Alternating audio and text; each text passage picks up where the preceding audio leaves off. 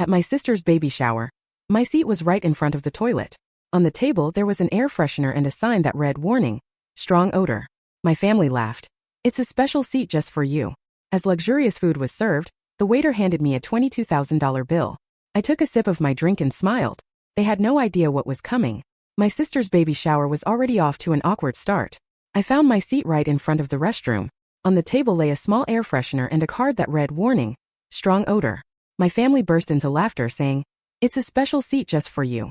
As gourmet food was served, the waiter placed a $22,000 bill in front of me. I took a sip of my drink and smiled, fully aware of what was coming. Caroline Bradley gazed out at the New York skyline from her office on the 38th floor of a Manhattan high-rise.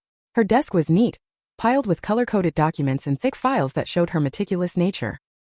"Here are the materials for your appointments with the Hopkins couple," her secretary Jennifer said as she knocked and entered with a new file. Caroline turned with a smile and said, "Thank you, Jennifer."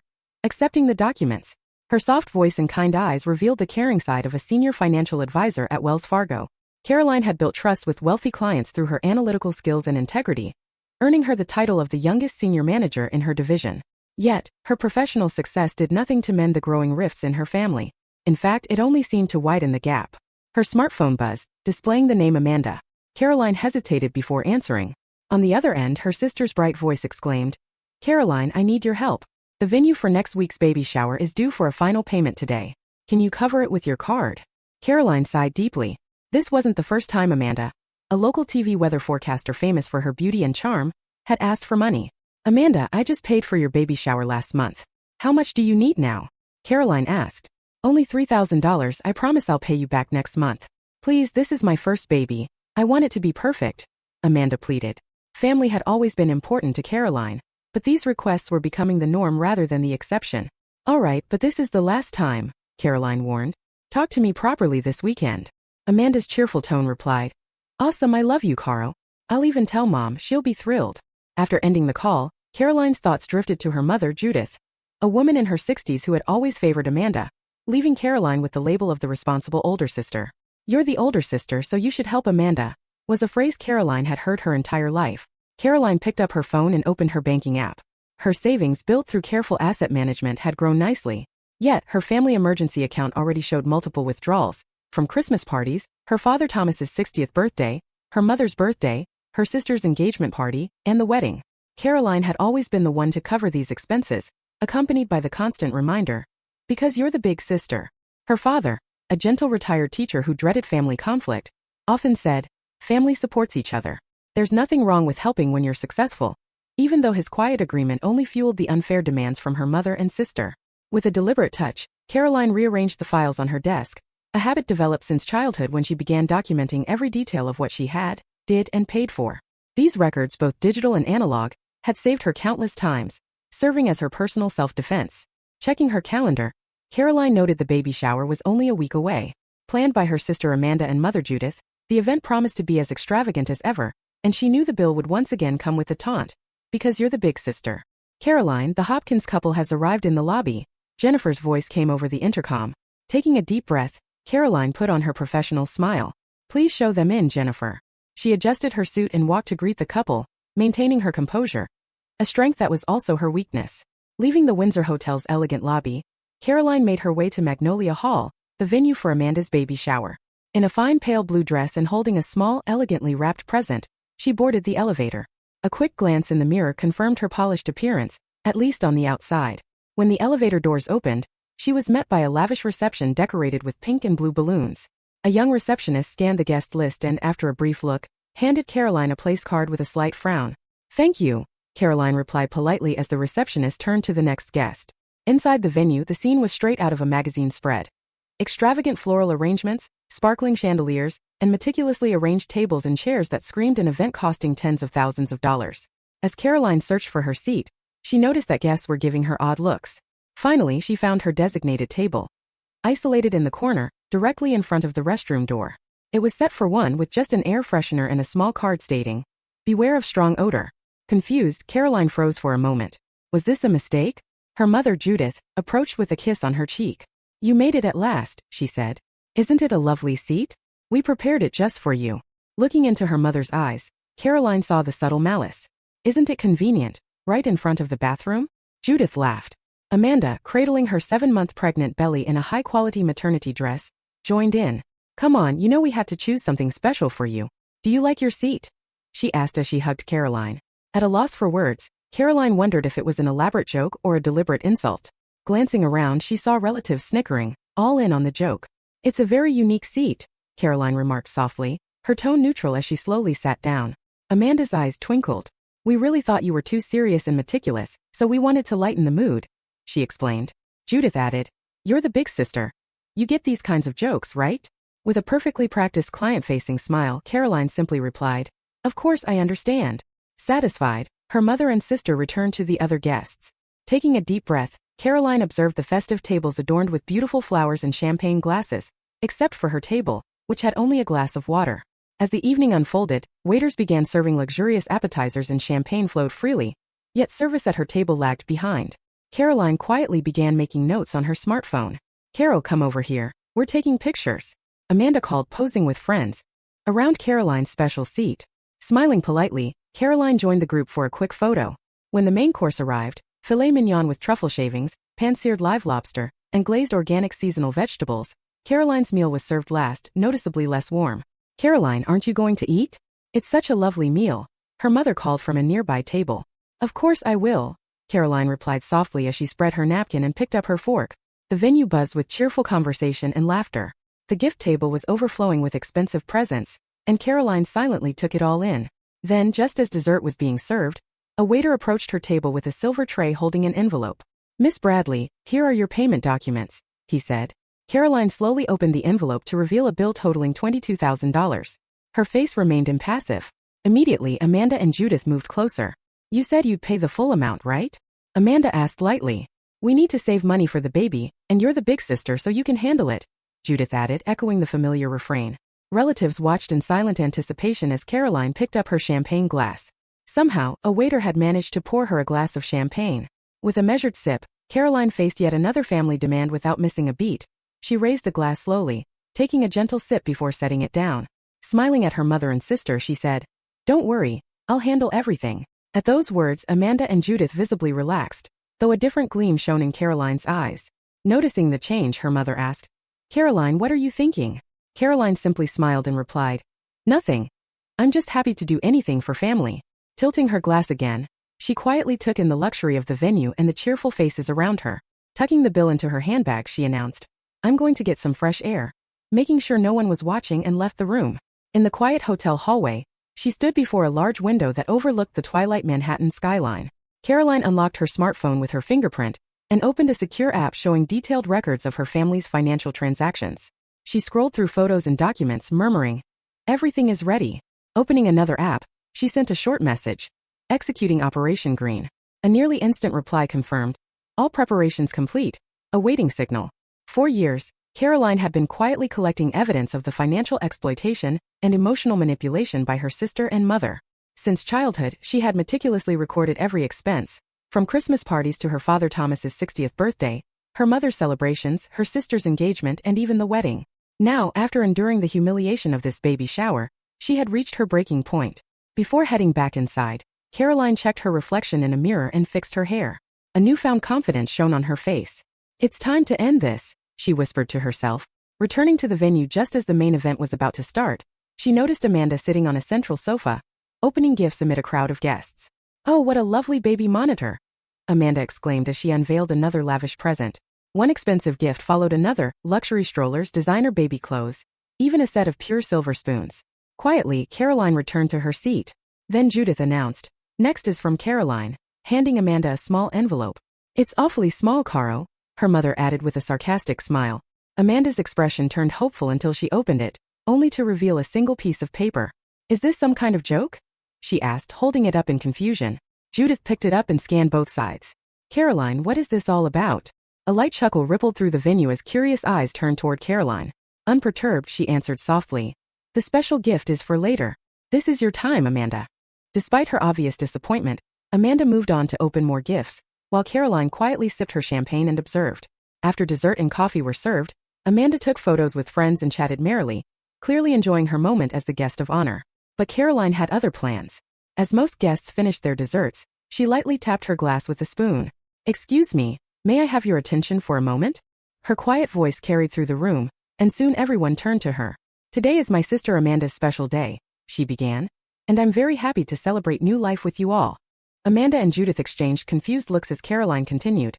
Before I give my real gift, please allow me a few words. In a calm yet resonant tone, she spoke about family bonds. The room fell silent. Relatives leaned in as she glanced toward her father, Thomas, whose anxious eyes met hers. I've always believed family means supporting one another, she said, pausing before removing a black leather folder from her handbag. Over the years I've done a lot for our family, and I've kept careful records. Judith shifted uneasily in her seat as Caroline continued. For the past 5 years, I've paid a total of $120,000 for our family gatherings, Amanda's engagement party, the wedding, and even today's baby shower. A low murmur ran through the crowd. But what's even more interesting, Caroline said, pulling out another document, is the money spent without my knowledge. She held up a credit card statement. Amanda, this is my statement. A $5,000 handbag from Barney's, bought on a day I was in Boston. Amanda's face drained of color. What are you talking about? She stammered. Caroline continued. And this is the bill for your week at a spa in Florida. $7,200 charged to my card. Judith tried to speak but was cut off as Caroline pressed on. There's even a credit line opened in my name that I never authorized. Silence descended as all eyes shifted between Caroline, Amanda, and Judith. Thomas's face had turned pale as he looked between his wife and daughter. Turning to Amanda, Caroline said, "This is my real gift to you." She set an envelope on the table. "What's this?" Amanda asked, taking the envelope with trembling hands. "It's a report of fraudulent transactions made in your name," Caroline said softly. "I haven't filed a police report yet. I wanted to give you a chance to explain first." Amanda's face turned even paler as she opened the envelope and read the documents. "This is a misunderstanding," she managed weakly. "Forging my signature, shopping on my card. It's all a misunderstanding," Judith interrupted. "Caroline, stop this right now. How dare you air our dirty laundry?" Caroline's voice remained steady. "Dirty laundry? Mom, remember the seat in front of the bathroom with that beware of strong odor sign? That wasn't just a joke. It was meant to humiliate me." A collective gasp arose from the audience as several eyes turned to Judith and Amanda. "This," Caroline continued, raising her glass, "is my counter-joke." She took a slow sip of champagne and added, "The total amount stolen from me has already exceeded $80,000, including today's bill. Between now and noon tomorrow, either set up a repayment plan or I'll have no choice but to go to the police." Amanda and Judith were left speechless, staring at each other as the room grew still. Then Caroline delivered her final blow. "I'm sorry, Amanda. I didn't mean to ruin your baby shower. But as your big sister, I had to tell the truth." A wry smile played on her lips as the shock spread through the venue. Judith was the first to recover, stammering, "Caroline, what are you saying? Nobody stole anything." "Really?" Caroline replied, her tone calm. "Let me explain." She pulled out another document. "This is an investigation report from my lawyer and the bank. It started 3 years ago. I began noticing strange charges on my credit card. Small amounts at first, but then they grew. All the purchases were made at stores you, Amanda, frequent." Amanda tried to defend herself. "I did shop for you sometimes, but I had your permission." Caroline raised an eyebrow. "What about the spa payment in Miami on a weekend when I was at a conference in Chicago?" Amanda was left without words. Caroline's voice grew even more serious. "There's also a loan applied for using a copy of my ID. According to the bank, the signature on that application wasn't mine. The handwriting matches yours, Amanda." Murmurs of shock filled the room. Amanda covered her face in dismay while Caroline continued. "And the reservation fee of $1,515 for that hotel stay on February 15th, when I was on a business trip to London, was charged to my card as well." Judith tried to interject. "Caroline, this is just a misunderstanding. We thought you had agreed." "That's a lie, Mom," Caroline said coldly. "I have records of our text messages where I checked my budget, yet you went ahead and charged it. Look at this screenshot." She displayed her phone, the evidence clear for everyone to see. Finally, Thomas stood up, his voice shaking with anger as he asked, "Judith, Amanda, is this true?" Judith couldn't meet his gaze, and Amanda's eyes filled with tears. "We were in trouble," Amanda admitted, her voice cracking. "Rick's business failed and we had mounting debts, so you stole my identity." Caroline's eyes hardened. "You could have talked to me, Amanda. Instead, you went behind my back." Gathering the final document, Caroline continued. "This is a credit line from Maplewood Bank. A $50,000 limit opened in my name, but the notification was sent to your address." Amanda's eyes filled with tears as she finally broke down. "We were desperate, Caroline. I thought you'd never understand our predicament." Caroline paused, her voice quiet yet firm. "I've always done everything by the book, as the perfect big sister. But I couldn't stand by any longer while you exploited my trust. The room was filled with heavy silence as her words sank in, and Caroline's calm resolve left no doubt that nothing would be the same again. Every time you turned to me, I was there, paying for the Christmas party, your wedding, Dad's 60th birthday, everything. And what did I get in return? Gratitude? Look at this humiliating seat, right in front of the bathroom with a beware of strong odor sign. The room fell silent. Even the relatives who defended Judith and Amanda now stared at the floor. I could go to the police with this, Caroline said quietly. This is identity theft, it's fraud. Amanda, you could end up in jail for this. Amanda began trembling. Carol, please. Caroline drew in a deep breath. But I don't want that. You're my sister, and soon I'll be the aunt of your baby. She then revealed the final document. This is my proposal. A repayment plan for a total of $887,000, payable in installments over 5 years, no interest, and immediate closure of every credit line opened in my name. Judith's lips trembled. That amount we can't. You have 2 choices, Caroline said calmly. Sign the repayment plan, or I go to the police tomorrow. Father Thomas stepped forward, his face showing genuine regret. Caroline, I didn't know, he began. Caroline nodded slightly. I know, Dad, but you're also responsible for turning a blind eye. Thomas bowed his head, finally admitting that his long silence had made him complicit. Amanda's voice was small. What do you need? What can I do to be forgiven? Caroline looked at her sister with a softness that hadn't been there before, a blend of honesty and respect. I'm not here to be exploited, she said, raising her glass and smiling again. $887,000. Choose today to sign the repayment plan, or tomorrow I go to the police. The venue was completely silent as Caroline returned to her seat and sipped her champagne. Later, the winter sunlight streamed through the large windows of Caroline Bradley Consulting. A commemorative plate marking the company's first anniversary shone at the entrance, and the office buzzed with energy. Caroline rose from her desk and walked to the window overlooking Central Park, blanketed in snow. Reflecting on the changes over the past year, she couldn't help but smile. After that day, family dynamics changed dramatically. Amanda and Judith signed the repayment plan and had to sell their townhouse to move into a more affordable apartment.